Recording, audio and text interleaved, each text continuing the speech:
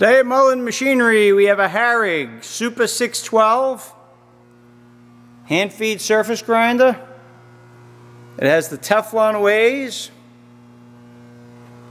Walker permanent magnetic chuck in great shape. There's the other stop I put on the end of it. Comes with a wheel dresser. There's a manual in there and a spindle wrench.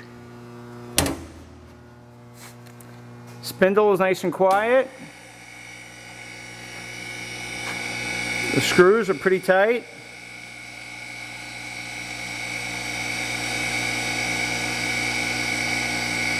Got maybe 7 thousandths backlash in the cross feet. Table is nice and smooth. It's all original paint. We did not repaint it or touch up on it or anything. It's all original.